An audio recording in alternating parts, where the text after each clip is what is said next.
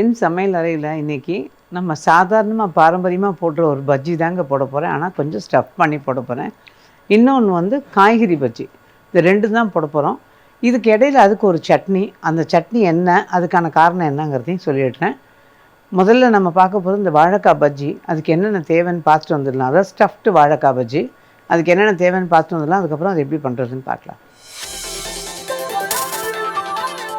வாழைக்காய் ஸ்டஃப்ட் பஜ்ஜி செய்ய தேவையான பொருட்கள்: வாழைக்காய் 1, கடலை மாவு 1 கப், அரிசி மாவு அரை கப், பெருங்காயத்தூள் 1 டீஸ்பூன், மிளகாய்த்தூள் 2 டீஸ்பூன், சீரகம் அரை டீஸ்பூன், ஸ்டஃபிங் செய்ய பொடியாக நறுக்கிய வெங்காயம் அரை கப், எலுமிச்சம்பழச்சாறு சிறிதளவு, ஆப்பசோடா 1/4 ஸ்பூன், உப்பு ருசிக்கேற்ப, எண்ணெய் பொரிப்பதற்கு. இந்த வாழைக்காய் ஸ்டஃப்டு பஜ்ஜிக்கு தேவையான பொருள்லாம் பார்த்தோம் இல்லையா.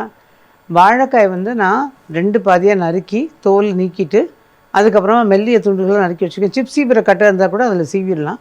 பட் ரொம்ப மெல்லுசாக வந்தாலும் நீங்கள் 2 பிடிச்சி தான் நம்ம பஜ்ஜியை துவச்சி போட முடியும். அதனால் ஓரளவுக்கு கொஞ்சம் அந்த கணம் வச்சு போட்டுடுங்க. அது மாதிரி சீவி வச்சுக்கோங்க.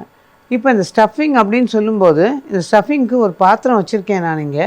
அதில் நல்ல பொடியாக நறுக்கின வெங்காயம் ஓரளவுக்கு நல்ல பொடியாக நறுக்கிடுங்க.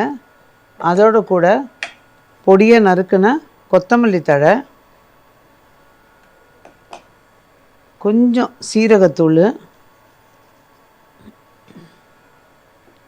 இதோட கொஞ்சமாக மிளகாய்த்தூள், ஒரு 1/4 ஸ்பூன் மிளகாய்த்தூள், உப்பு இது கொஞ்சமாக பார்த்து போட்டுங்க. அரை உப்பாக இருந்தாலும் பரவாயில்ல. என்ன காரணம்னா பஜ்ஜிக்கு நடுவில் வைக்க போகிறோம். ஏற்கனவே பஜ்ஜியில் உப்பு இருக்கும். அப்புறம் இது வந்து எலுமிச்சம்பழச்சாறு, இதையும் நல்லா ஊற்றிடுங்க. அதில் இது கொஞ்சம் புளிப்பு தெரியட்டும், அப்போ தான் நல்லாயிருக்கும் உங்களுக்கு. இதை நல்லா கலந்து வச்சுடுவோம். இப்போ இது ரெடி. இதை எடுத்து வச்சுட்டு பஜ்ஜிக்கான மாவை நம்ம கலக்கணும் இல்லையா. அதுக்கு கடலை மாவு 1 கப், அரிசி மாவு பொதுவாக கொஞ்சமாக போடுவாங்க. ஆனால் நான் 1க்கு பாதிங்கிற கணக்கில் போடுறேன். என்னென்னா பஜ்ஜி நல்லா ஃப்ளஃபியாக வரும், கிறிஸ்பாகவும் வரும். அதனால் இதுக்கு மிளகாய்த்தூள் கொஞ்சம் சுருக்குன்னு இருக்க மாதிரி வேணும் மிளகாய்த்தூள். அதோட பெருங்காயத்தூள், அதில் உள்ள வாயுவை கலைக்கிறதுக்கு நமக்கு பெருங்காயத்தூள் வேணும்.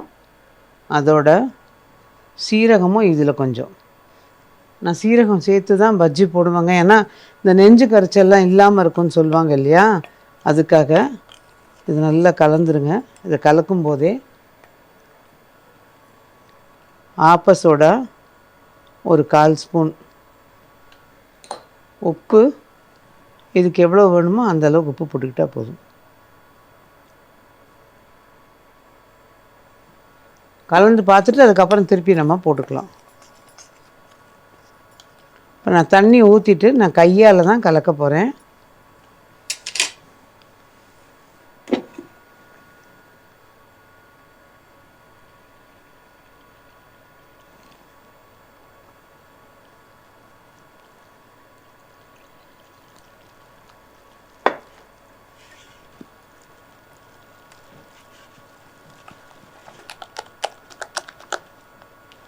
பஜ்ஜி மாவு நல்லா அடித்து கலக்கணும்.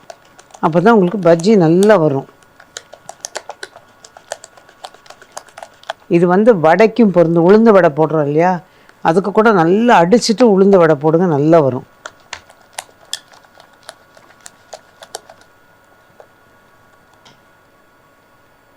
விஸ்கு வச்சுருந்தீங்கன்னா விஸ்கால் கூட அடிக்கலாம். அப்படியே விஸ்கு கம்பியை வச்சுட்டு நல்லா அடிக்கலாம்.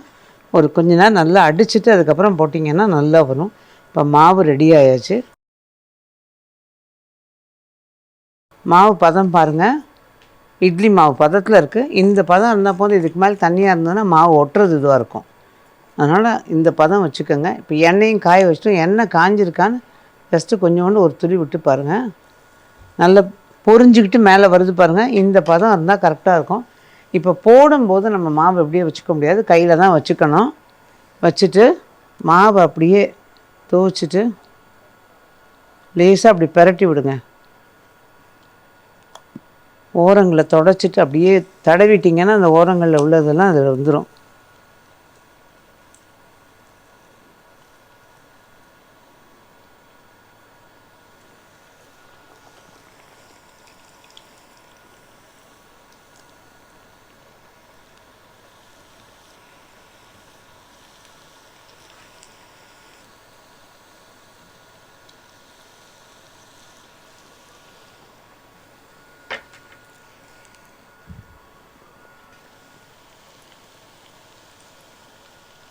நல்லா மெதுவாக திருப்பி விட்டு வேக விடலாம்.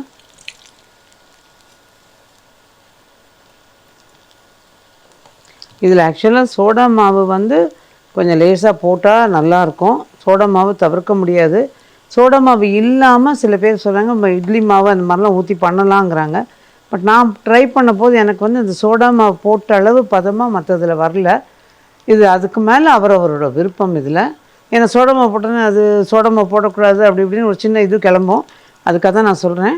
இது வந்து போட்டால் நல்லாயிருக்கும். ஆக்சுவலாக வயிற்றுக்கு கெடுதலும் ரொம்ப பண்ணல, ஏன்னா அடிக்கடி நம்ம சாப்பிட போகிறதில்ல. ஸோ அந்த வகையில் இது வந்து என்றைக்காவது ஒரு நாள் பண்ணும்போது அந்த சோடா மாவு சேர்க்கும்போது இந்த டெக்ஸ்சர் நல்லாயிருக்கும். ஸோ ட்ரை பண்ணி பாருங்கள்.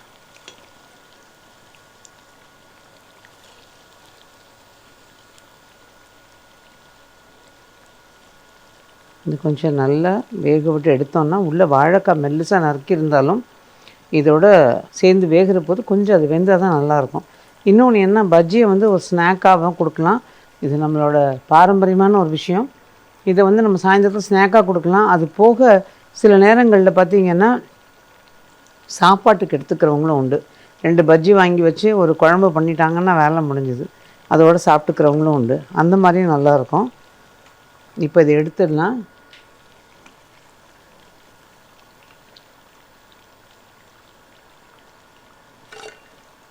அது அந்த சத்தமே பாருங்கள் நல்லா இதுவாக கேட்குது பாருங்கள்.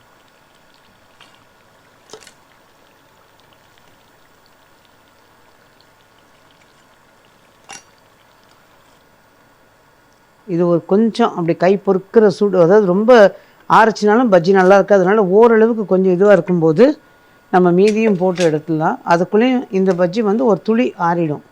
இப்போ இன்னொரு பதமும் போட்டு வச்சிட்டோம். இப்போ இதில் பார்த்திங்கன்னா ஒரு கத்தி எடுத்து மெதுவாக கீறிக்கிங்க. அப்படியே லேசாக, ஃபுல்லாக கீற வேண்டாம், லேசாக கீறிட்டு இந்த கலந்து வச்சுருக்கோம் இல்லையா, நல்லா ஆவி பறக்க இருக்குது கலந்து வச்சுருக்கிறத, இது நல்லா அந்த புளிப்புக்கும் அந்த சீரகம் இதெல்லாம் இருக்கிறதுக்கும் நல்லா உங்களுக்கு வந்து உமிழ்நீரை சுரக்க வைக்கும். அப்போ சுரக்கும் போது உங்களுக்கு ஜீரண சக்தி நல்லாயிருக்கும். அதனால தான் நம்ம வந்து நான் அந்த பெருங்காயமும் சரி சீரகமும் சரி இந்த பஜ்ஜியில் நல்லாவே சேர்த்துருவோம். ஏன்னா அந்த வாசனை, அந்த கலர் கொஞ்சம் சில நேரம் பெருங்காயத்துக்கு கொஞ்சம் கலர் மாறும். கலர் மாறினாலும் பரவாயில்லைங்க, ஏன்னா நமக்கு திகட்டாமல் பெரட்டாமல் இருக்கும். அதுவும் இந்த வெங்காயத்தை இந்த மாதிரி ஸ்டஃப் பண்ணி சாப்பிடும்போது சூப்பராக இருக்கும்.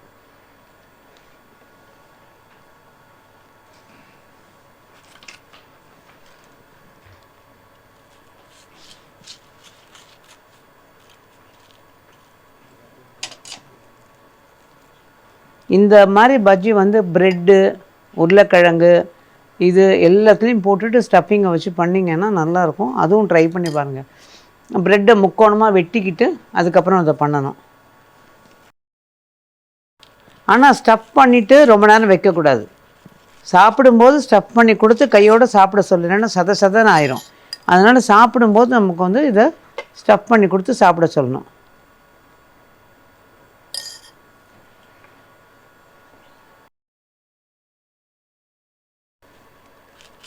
பீச்சுக்கெல்லாம் போனால் என்ன தான் வீட்டில் பண்ணாலும் பீச்சுக்கு போனோடனே அங்கே போய் உட்காந்து அந்த காற்றுல இந்த மாதிரி ஒரு பஜ்ஜி, ஸ்டஃப்டு பஜ்ஜியோ இல்லை வெறும் வாழைக்காய் பஜ்ஜியோ சாப்பிட்டா, அதுவும் வாழைக்காய் பஜ்ஜி எல்லாத்துக்கும் பொருந்துங்க. கேட்கவே வேணாம் அந்த டேஸ்ட்டு. அந்த சுகமாக அந்த காற்றையும் வாங்கிட்டு சுட சுட பஜ்ஜியும் சாப்பிட்டா அலாதி சுகம். ஓகே, அவ்வளோதான்.